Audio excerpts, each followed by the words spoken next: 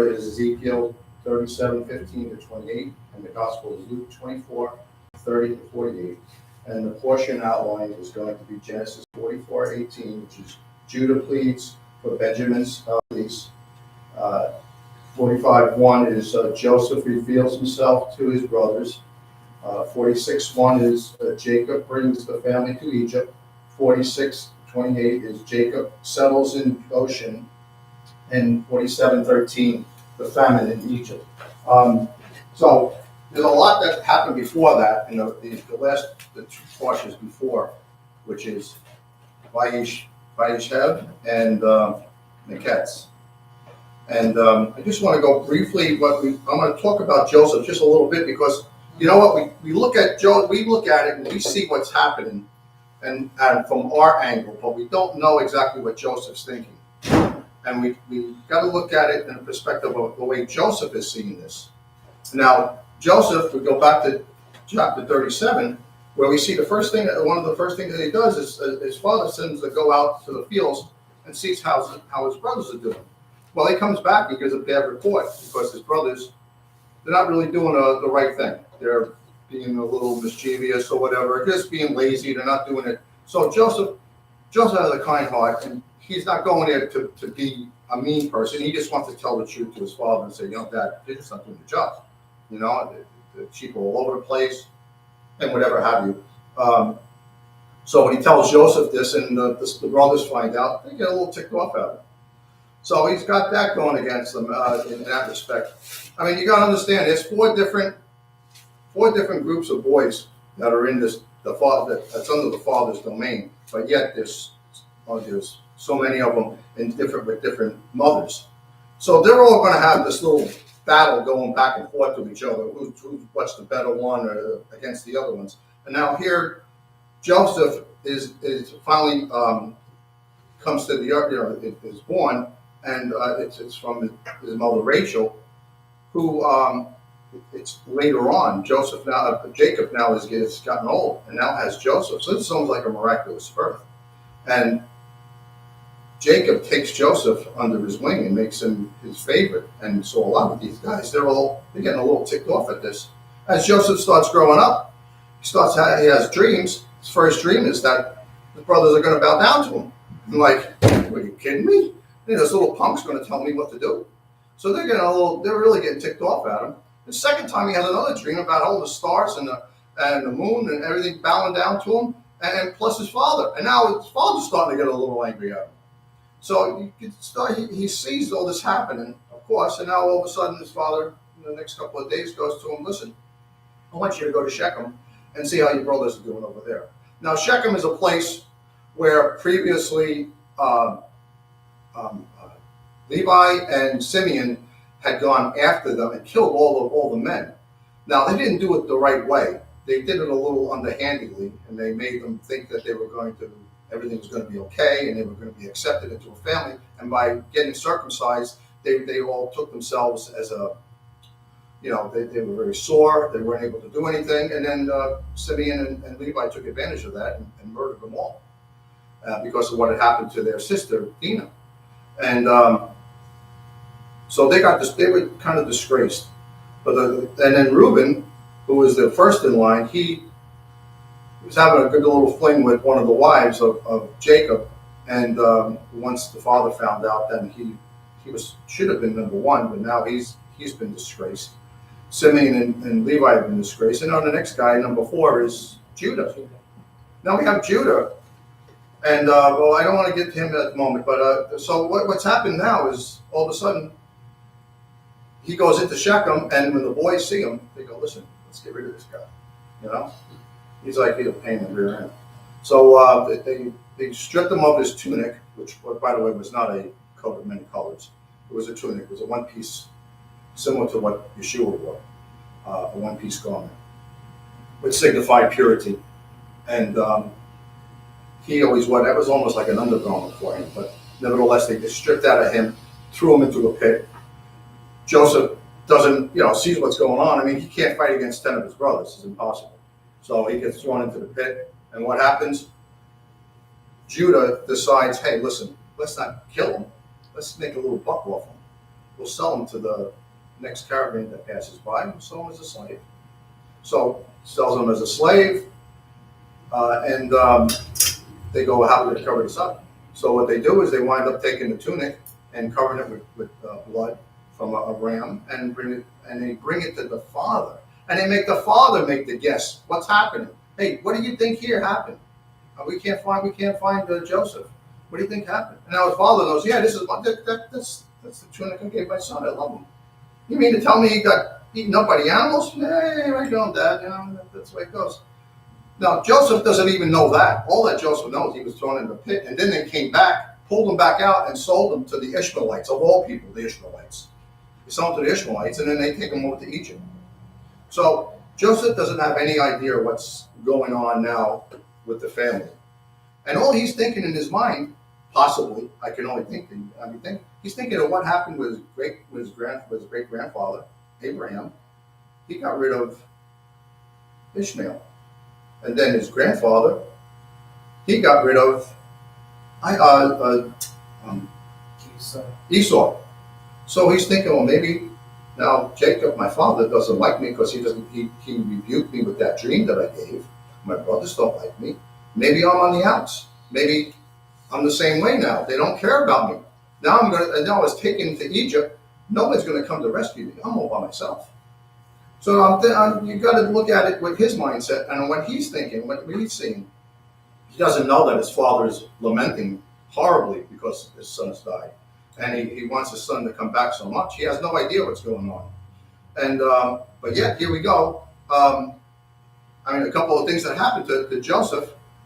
He gets Potiphar's wife tries to go after him. For 13 years, he's in the dungeon. For 13 years. Now, maybe a couple of those years, the guard might have, the head of the guards might have brought him up and took him out. But nevertheless, there was years that he was in that pit, and that pit was horrible.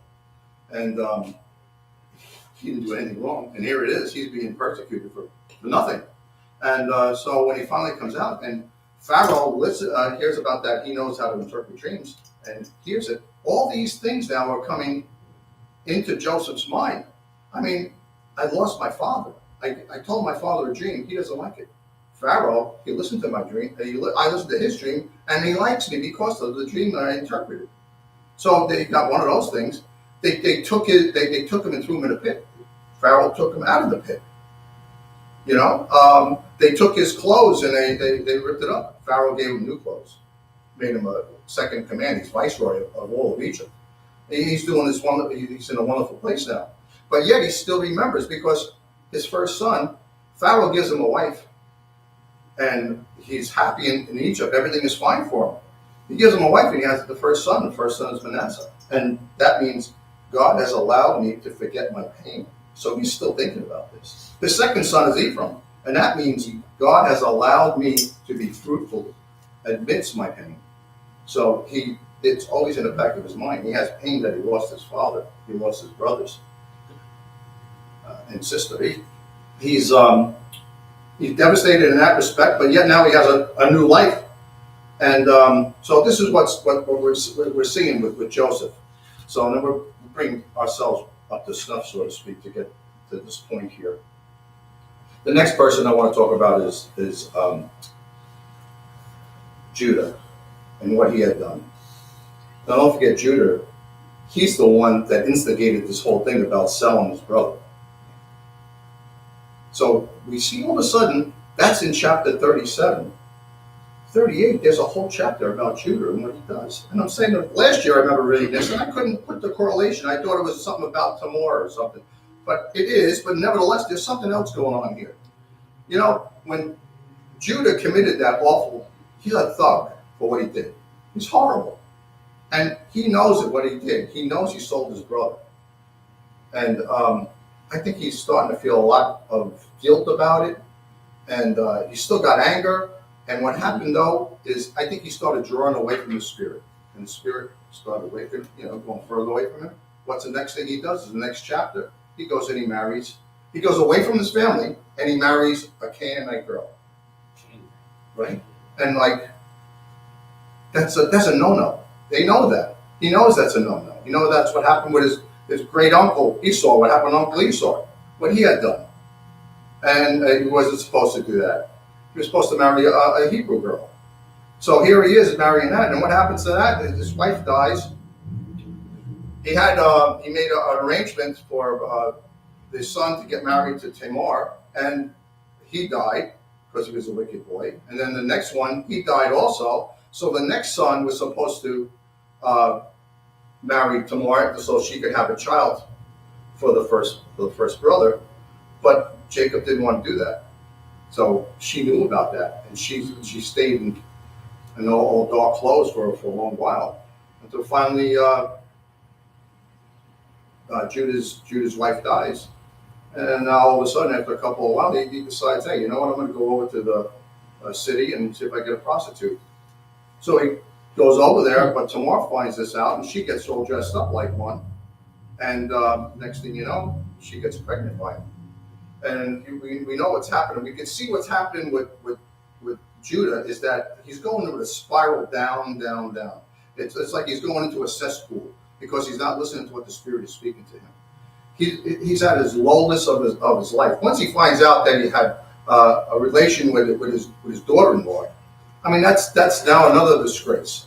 And now here Jacob finds out and sees this, and where is he with him with that? Where's his trustworthiness anymore? It's gone because of all the sin that he's creating. He's constantly doing this. He's putting himself into that pit. And sometimes we even wonder ourselves when we start doing things wrong, and we don't hear the Spirit of God. We start wondering, it's God. You want this to happen? Sometimes I don't know. Maybe God does until we finally realize what we're doing to get ourselves kind of like whacked in the back of the head, and start listening to the voice and turn around, so we see this going on with him. And Joseph has no idea that this is happening, but nevertheless, there might be a turning point with Judah himself. So now we get up to the point where the boys now are going back and forth from Egypt because of the famine. They're going back and forth. They want to go back and forth to get food. Of course, the first time they did it, Joseph realizes who they are. He sees it, but they don't. And the reason why is because he's kind of camouflaged. He's no longer he's not a Hebrew. Now he's an Egyptian. He's got makeup on. He's got different clothes. He doesn't look anything like Joseph used to look in the beginning. I mean, Yeah. And they look at it at this guy. They don't even know who he is, except that he's the viceroy of Egypt, and he's the one that tells you whether or not you're going to get the food. So now they all go up to Joseph and present themselves to him about who they are, and Joseph starts questioning them and finds out, he goes, well, how's my father? How's the father doing this? I'm sorry, I don't say father. He goes, oh, you have a father? How is he? Is he still alive? Oh, you have a younger brother? Oh, I have a younger brother too. Oh, really? You know what? Next time you come back, bring a younger brother. I know I'm bringing this all quick, but bring a younger brother back. And they were like, well, okay. When they told the father was devastated. Oh, in the meantime, Simeon is held captive until he comes back. It was almost like a ransom to bring back Benjamin. And the real reason why he wanted Benjamin to come back, he wanted to see, either he wanted to keep him for himself, or he wanted to see how they were treating him, because now he's his real brother from his mother, Rachel. And he wants to see whether or not they're treating him good. Are they treating him the way they treated me? Are they mistreating him at all? And when he finally comes and he sees them, when they finally bring him in front of Joseph, Joseph sees that, and he starts to cry, and he goes away into another room. He regains composure of himself and comes back out again, and they have a dinner. Now the Egyptians do not eat with them. They think that the Hebrews are low life.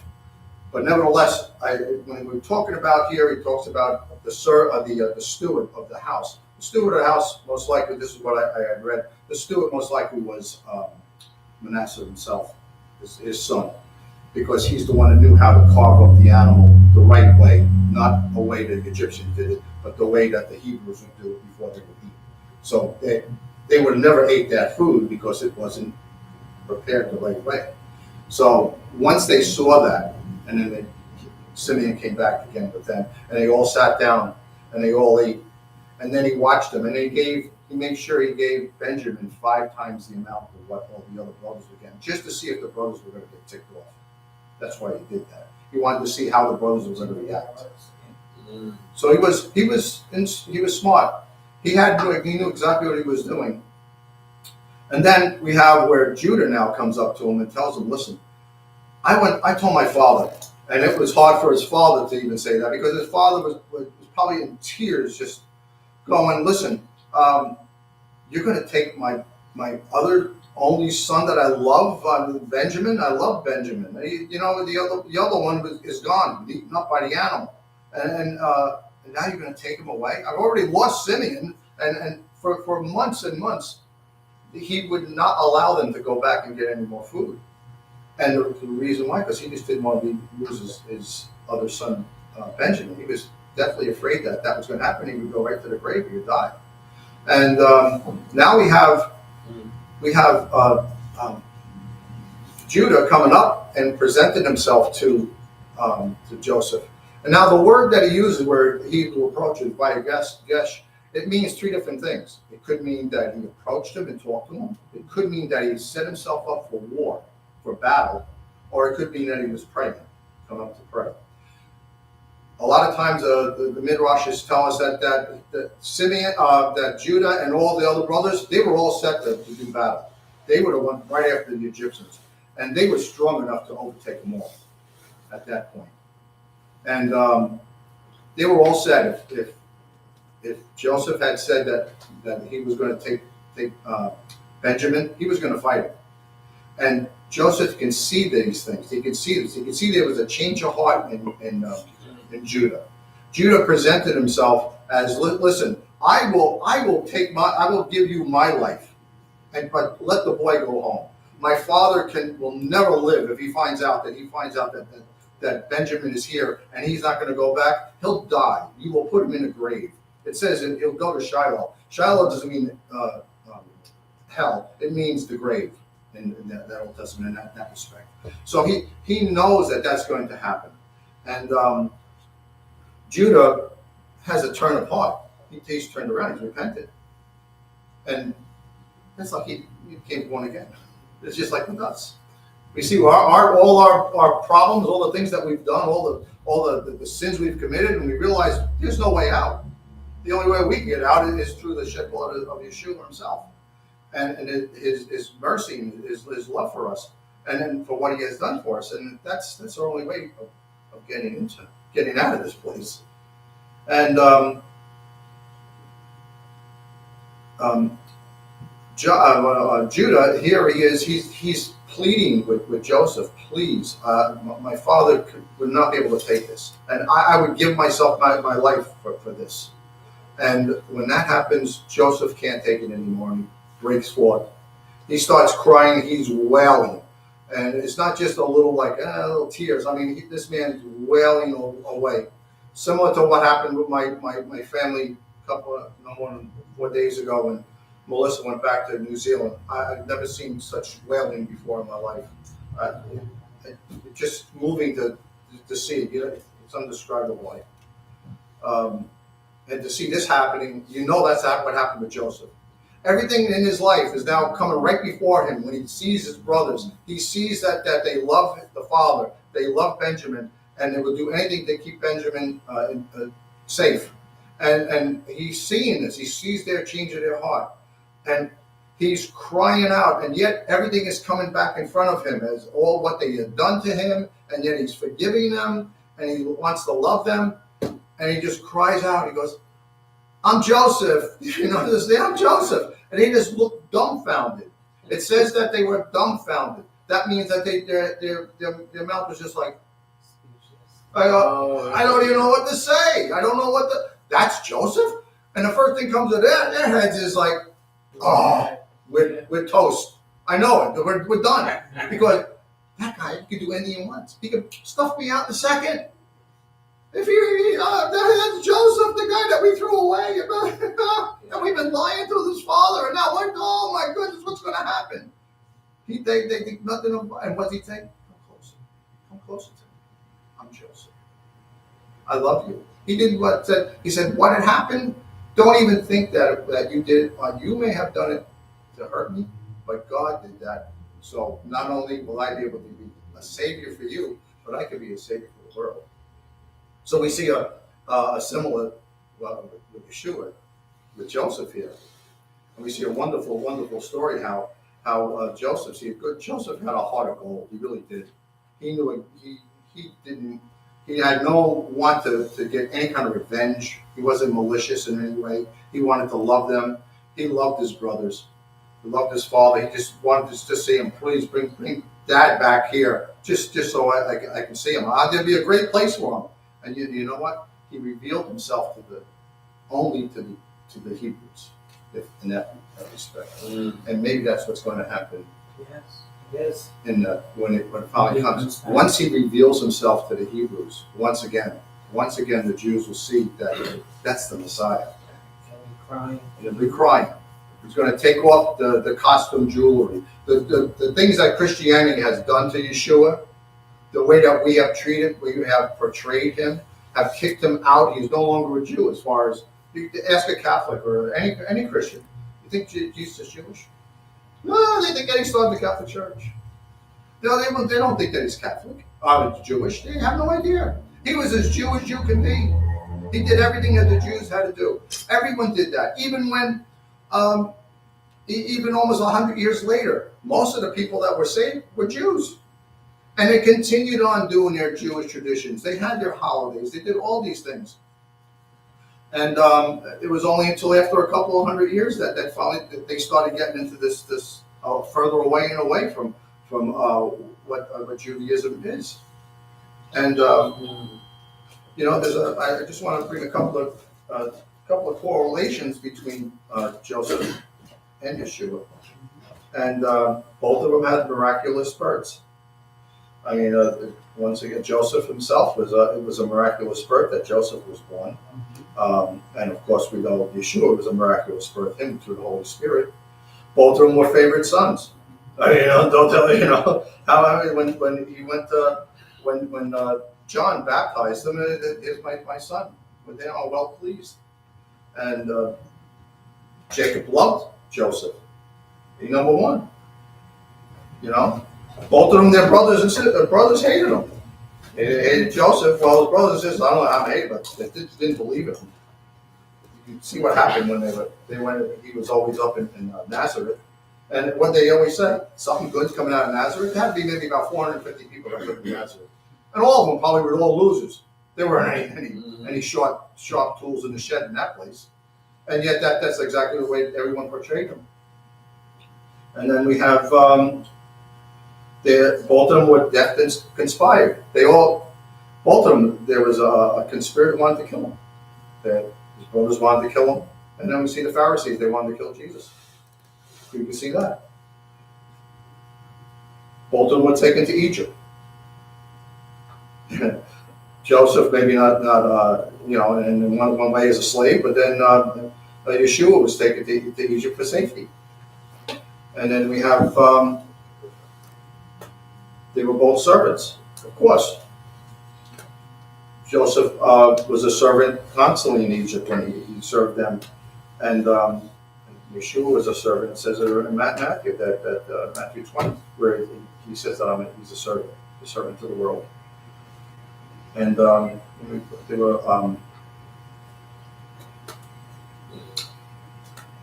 both not recognized, of course. Brothers didn't recognize who Joseph was, and of course the Pharisees and Sadducees and all the Jews, they didn't recognize who that was the Messiah. They had no idea. They were just a regular guy. They were both united to the Father. Once again, when all this happened after the big reveal, Joseph's reunited with his father once again, and the same thing after the death and resurrection of the Son of God. Now he's back with his father again, and we see that. Both come from royalty, of course. We see that. Both of them served as Savior, and both of them had a tunic, as I talked about before. Both of them had the same thing. We see that. But But a big reveal is knowing is that covering, and a lot of other ones, a lot of other people in the Bible, we can see that too. We see that with Moses. Moses was concealed, was a Hebrew at first, then became an Egyptian, then moved out and became a shepherd, and now it went back as a Hebrew. It was like, oh, okay, big reveal. We also have it with Esther. As a matter of fact, I think right around the last day of Hanukkah is when Esther is crowned queen, getting all set for Purim, which is our next big festival, a feast. We have the feast with the trees, but that's not a feast. That's just the next big feast will be Purim, and a lot of things look at Esther. She had to cover herself, not tell anybody that she was Jewish, and then all of a sudden she had a big reveal. We also see David. Now, I know this might sound. I was doing some reading. I didn't know about this one. When Samuel, the prophet Samuel, who also was judge, Samuel was the big kahuna in Israel at that time. He did everything, and everyone, whatever he said, if he said jump, the question wasn't, I wasn't going to jump. The question was going to be, how high do you want me to jump? Because that's how fearful everyone was. And when he went to Jesse, the father of Jesse, of eight sons, he goes to Jesse, where do you bring your sons out? Because one of them is going to get anointed. He only brings out 7. You know why? Because Jesse didn't think that David was his son. There was a lot of things that I had read that they felt that he was illegitimate. He was his son, but by right, but the mother, was. They felt him up. But nevertheless, Samuel didn't look at that. He looked at him as a son. And Yeshua the same way. He's illegitimate. How can that be the Messiah? He's illegitimate. Because of what had happened with Joseph and Mary. So we see a lot of these correlations that are coming together with a lot of these things. And there's going to be a big reveal. And I just want to get before we finish, I want to get to Zechariah 10. Hold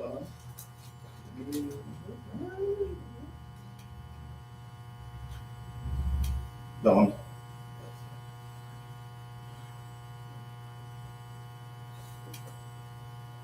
No, Zechariah 12, I'm sorry. Zechariah 12:10. Then I will pour out on a house of David and on the people of Jerusalem a spirit of grace and prayer, and they will look on me, the one they have pierced, and they will mourn for him as one mourns for the only child, and grieve bitterly for him as the one grieves for the firstborn son. So there's going to be a big reveal one of these days, as we can see that, and there's going to be a lot of hoops teams going on when they find out that Yeshua is the Messiah, and we should rejoice in that. To know, you know what, we gotta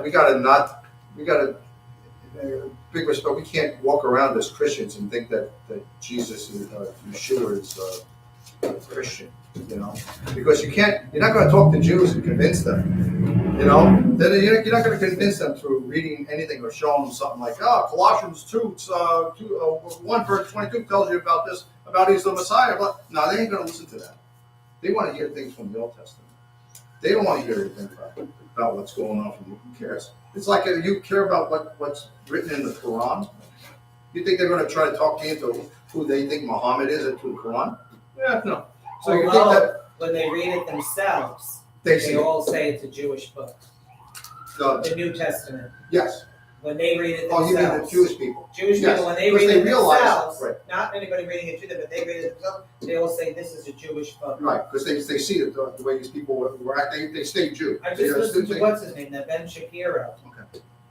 I don't know if you know him. Yeah, he was talking about how, he doesn't believe that Yeshua is the Messiah, but he said that whole New Testament is all based on the Old Testament. All of it. It's a Jewish book. Yeah. That's right, it all is. If we read it with the Hebrew mindset. Right, a Hebrew mindset. Which we're missing, the Christians are missing. I mean, look what happened with the road to Emmaus. And we have the 2 men walking down with Yeshua. and having no idea who he is. And he's over there giving them all the scriptures in the Old Testament of who he is. And they finally wake up when they say, "Why don't you come over and have dinner with us?" And they realize who it is. It's like, "Oh, that's the Messiah." And they were so like dumbfounded at what had happened. They couldn't see that it was him. And it's a wonderful thing. And the thing is that one of the great things is seeing that Judah had turned from where he was. You know, he came from like God took him out of like a car. He takes him out of the junkyard. He puts him in the showroom. You know, now all of a sudden Judah's back up again. You know, definitely when Jacob is ready to die, he doesn't give him a curse. He gives him a blessing. Yeah. He blesses him. So undoubtedly there was a change of heart, and everyone saw that change of heart. So definitely Joseph saw that, and Joseph, you know, it's wonderful, wonderful man for what he had done. Amazing. I don't know if I could. I would. 22 years. He's I away would from have his played father. with it a little longer. No, I would have made you them suffer probably just would've. a little bit. Maybe all of us would have. Well, come on. After what they did, 13 years in prison. I mean, 22 years away from his father. But for nothing. For nothing. For nothing. And yet God blessed them. Yeah. Like, what a heart. we can learn from him. What a God. Yes, what a God. There's a lot of things that we can learn. Believe me, a lot more things I probably could come out with. I maybe forgot, but there's so many things that you can come out with between what Judah. And it's a funny thing, though. You see that Judah stuck with Benjamin, didn't he? When you finally get down to the tribes of Israel, They were the two that stayed. there you go. Isn't that something? I have So- one question about the Please. story of Joseph. Yes. It's my wife's favorite. There's in the beginning of its story, suddenly the subject turns to Judah in the middle of its story. He just talked. He just said. He answered that. Did you hear him? Now, Yeah. In the story of Joseph, and then all of a sudden you have Judah. because listen, what did Judah lose? He lost his wife. He lost his sons. That gave him a different perspective then on life, which is why then when he was pleading for Benjamin, don't send Benjamin, because now he understood what it was like his father, losing a son, losing his wife. Now he had a change of heart, right? Is that what you Right. said? Well, that would that and also I looked at it in the aspect of sin, on how all of a sudden you got a whole chapter on Judah. Yeah. Where he come out of where? Out of nowhere. Why? Because of what he had done with Joseph, the way he treated him like a dirtbag that he did. He should never have done that. He took his son. He took that boy and he sold him, and then got his tunic and gave it to the father, and lied again to the father, You put blood on it. Knowing it would break his heart. knowing that when he had just sold his son, now his father's dead, dying, crying, and this is what Judah thinks. Now it happened to him. And now it turns into a spiral of sin, because now he goes and he marries a Canaanite girl. Yeah. He's not supposed to. And then it gets to the point where he thinks you know what, I'm going to have a good time. My wife died. I'm going to go get a prostitute. He thought he got a shrine prostitute, which were all over the place, all the shrines in those days. He thought he had a shrine prostitute. And, one that he could pay for a little money. So it's all about forgiveness. Right? And God forgave him. Yeah. But I'm just showing Because you he had a change of heart. He had to go through the depth to of know what what Jacob can was happen going through. in many things. And it's amazing of his life. You know what? Very, very similar to our lives. Same thing. Mhm. It's not that he's not any worse person than we are. We all do the same thing. We do it in one respect. And yet, a lot of times, no, I know what I'm doing. No, I'm okay. You know what? And God all of a sudden, all of a sudden, like, hey, God, for some reason, I don't feel you speaking to me today. Or it's just, what am I doing? And yet out of Judah came Yeshua. Yes, you were. Right. Amen. Amen. That's God loves a repentant heart. He eventually Oh my repented, God. and out of him Right. is seed. We even see that Judah's in that line in Matthew where you see Judah and Tamar and having a son Perez, Yeah. which is the Latino Breakthrough. section. No, it means breakthrough. Is that the Latino section? Will it be a Perez. breakthrough? Filipino. Filipino section? Perez? Perez. Perez, Yes, all the Perez, Filipinos. yes. That's right, the Filipino section. See that? The Philippines are in there. I didn't always know know that, that, did that you? he's part of a lost tribe. You had no idea, did you? Boom. Read Matthew 1, you'll find it. You'll see. You're there. 6:30. Amen. I'm done. That was excellent. Thank There we go. Welcome back. It's good to have you back now. Thank you. I'm glad you enjoyed. And my mother missed most of it. Sorry, Mom. Oh, no. She said nobody texted her that we were on. Did you send her a text? No. Oh my God, She's on now, but she missed it. Oh! But now that he did it, she can go back and watch it later. Oh, good, good. Amen. Why didn't you put me on? Hit it, Eddie. Eddie. Hit it, Perez. Yeah, Perez.